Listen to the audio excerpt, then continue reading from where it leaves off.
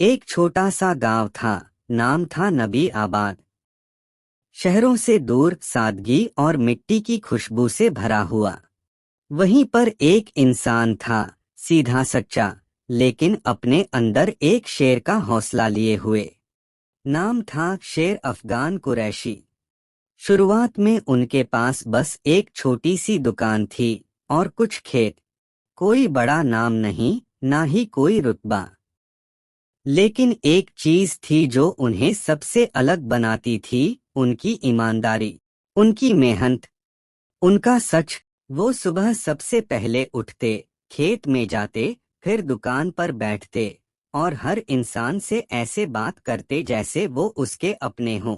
धीरे धीरे गांव वालों ने देख लिया कि ये आदमी कुछ और है। ना किसी से ऊंची आवाज में बात करता है, ना किसी के साथ बेइंसाफी। लोग खुद ब खुद उनके पास आने लगे, अपने झगड़े सुलझाने, अपने फैसले करवाने। और फिर एक दिन पूरा गांव इकट्ठा हुआ और सबने मिलकर कहा, हमें कोई राजा नहीं चाहिए, हमें अपना सरपंच चाहिए। और वो होगा शेर अफगान कुरैशी। वो दिन था और फिर कई सालों तक उन्होंने अपने गांव को एक परिवार की तरह चलाया। कोई दुखी होता तो सबसे पहले वही पहुंचते, कोई गलत करता तो बिना डरे उसे रोकते। उनकी बातों में ऐसा वजन था कि लोग खुद शांत हो जाते थे।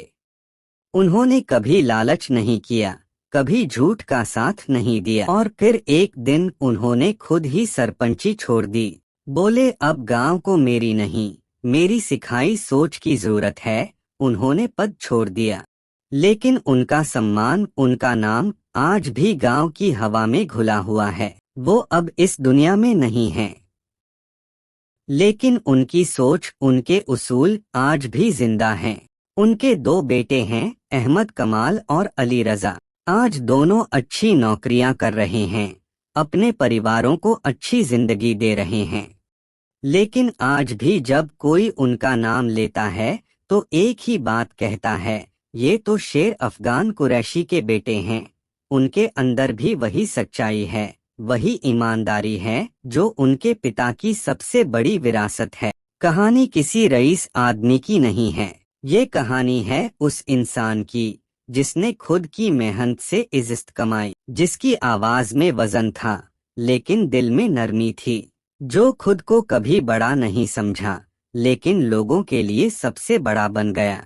ये कहानी है उस पिता की जिसने नाम छोड़ा और उस नाम को आज उसके बेटे फिर से रोशन कर रहे हैं।